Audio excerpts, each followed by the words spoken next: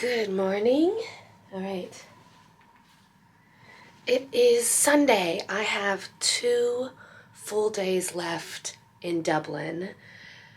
It's almost 10 now, so I'm gonna go get some breakfast. I woke up a couple hours ago and I'm behind on all the footage that I've been recording, so I was organizing that and getting some of it ready to upload.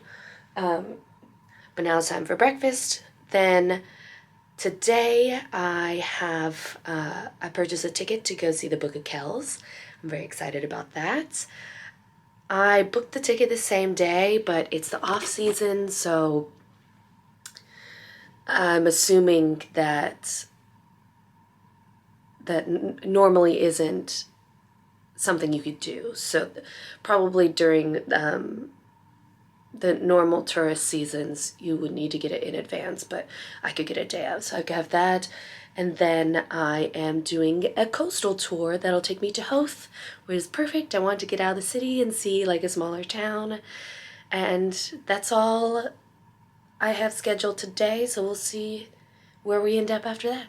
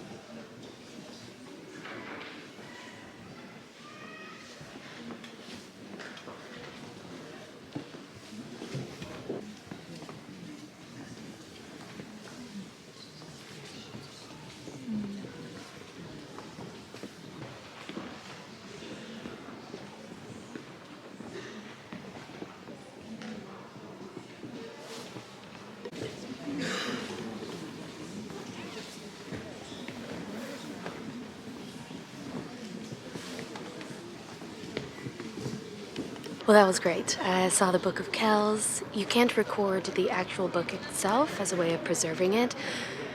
It was about 18 euros, I think, for the tour.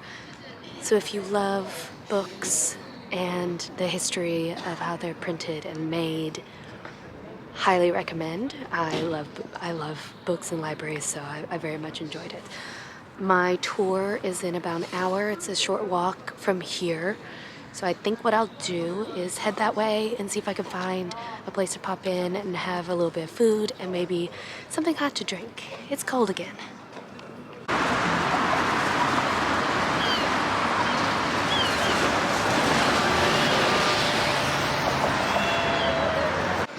One other thing I didn't mention is my Spanish practice came in handy. In line for the Book of Kells, there was a woman by herself also behind me, and she could only speak Spanish, and she was trying to communicate with me to make sure she was in the right line and going to the right thing, and I was able to understand and respond in Spanish, so who knew that would work out? That was great.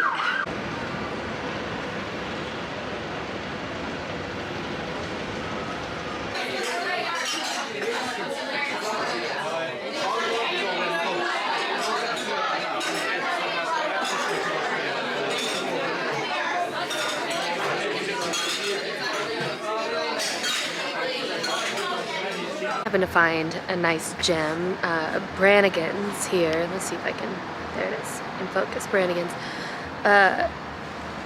When I first walked in, it was extremely crowded, so I was like, oh, that might be interesting. There was a women's football match on, and lots of fans were watching, and then there was a Gaelic football match, which I didn't know anything about. It seemed like a mix of soccer, rugby, but then there were some rules like I mean, they had the uprights like in American football, and if a ball was kicked into the uprights, they got a point. There was also a goalie underneath, like in soccer, football, but no one shot anything in there, so I wasn't entirely sure what the point system with that was. And then also there was an interesting thing where if, because you could use your hands and your feet, and if someone was running with the ball, every few steps they'd either have to bounce it on the ground or kick it back to themselves with their foot. So then I'm assuming there must be some sort of traveling rule like in basketball, because then at one point a referee blew the whistle and then made the same hand motions as traveling. I don't know that you would see in basketball. I don't know if that translates for Gaelic football, but it was really fascinating, and honestly, like, I would watch more Gaelic football. It was very entertaining, very cool. So I'm really glad I stumbled upon that bar. I had a pint and a half and a little bit of food, and now I'm ready to get out of Dublin and see what Howth is like. Again on the left-hand side here now, another building, 60s, 70s and 80s. So those people are very sentimental to these towers, because when they would come home to visit, that's how they knew they were home. They would see these towers appearing on the horizon.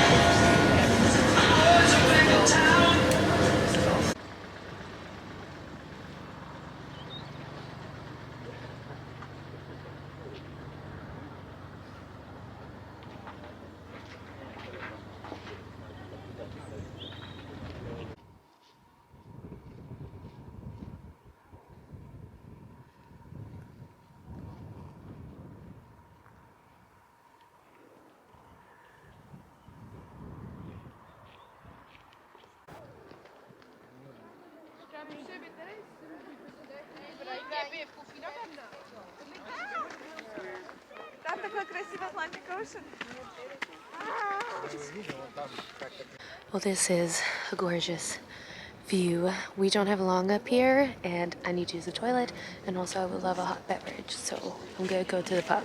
So, I'll be on the bus the entire time. If you do want to leave any bags or anything like that on the bus, they won't be left unattended. Totally up. So we're heading down into the village now.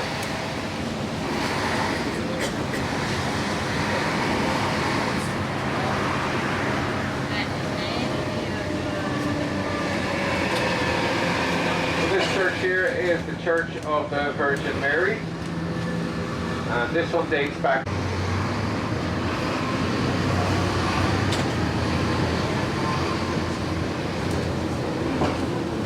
Good Irish institution there on your left-hand side, sir. The bus dropped us off in Howth. I've got an hour and a half before it picks us back up. So let's see what I can find.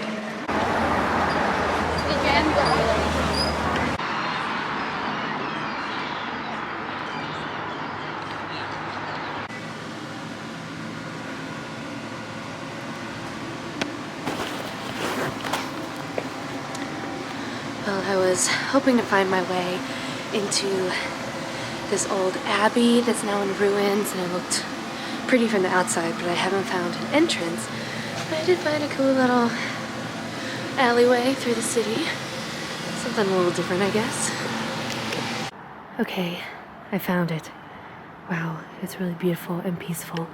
So if you're coming up the main road, which is on this side here, and you see the abbey from this angle, just know you can't enter it from the main road.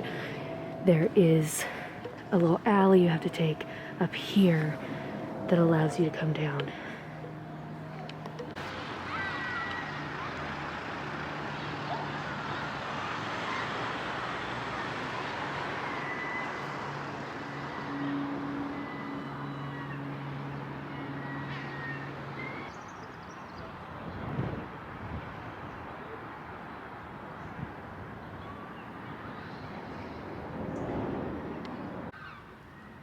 I wonder how old some of these are. There's quite a number of crosses leaned against the wall that must have been old grave markers, but I can't seem to find any names or dates. Yeah, this is great. Nobody is here. If you want something a little off the beaten path that has a really good view and a bit of history, find St. Mary's Abbey. It's the ruins. There is a St. Mary's Church further up. St. Mary's Abbey is one of the oldest buildings here. It was like 1060s, I want to say, is when it was built. I mean, clearly it's just ruins now, but it's quiet, it's peaceful. Go for it. These must be old grave markers as well that probably endured centuries of wind and rain. Since we are right along the Atlantic Ocean, I'm sure the elements have not been kind. This is the first older one I've been able to read a little bit. It looks like the date says 1826.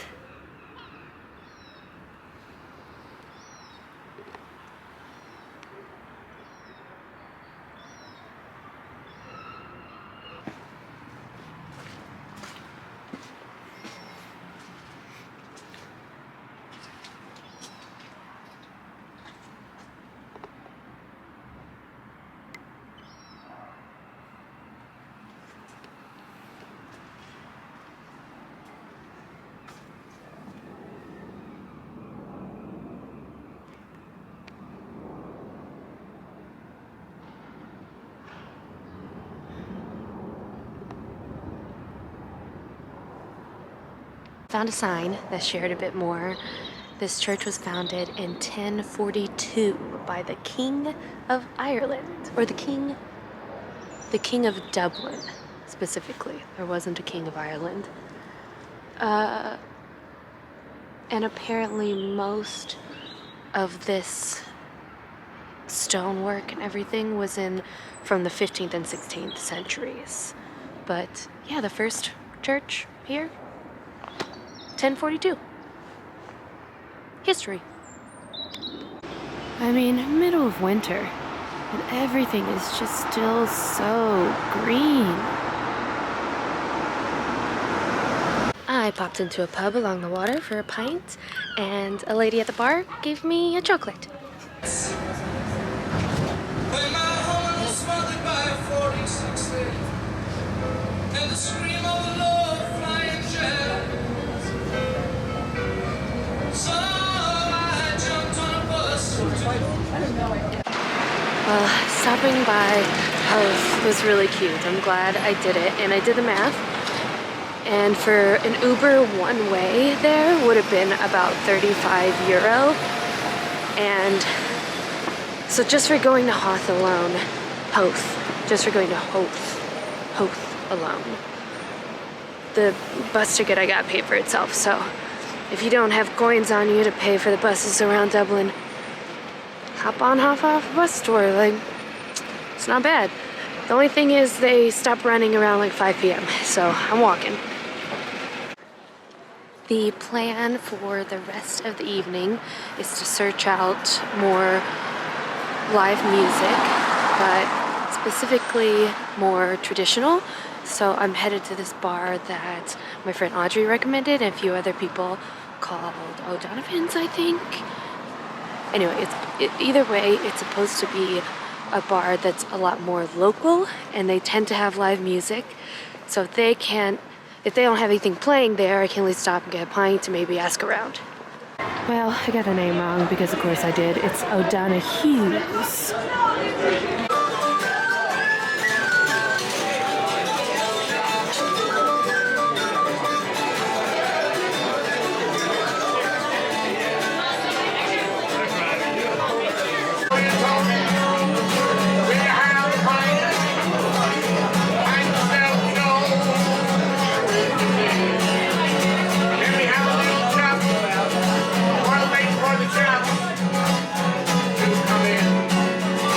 Come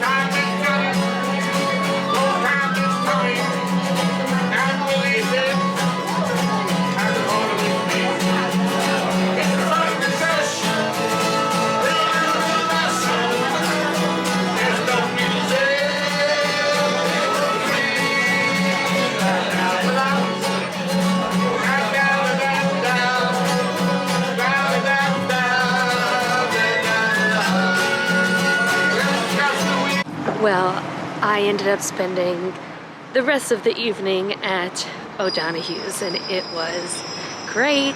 The live music was so fun. All the bartenders were just hilarious, and so many people just sat and talked with me. There were so many locals, and they're so lovely.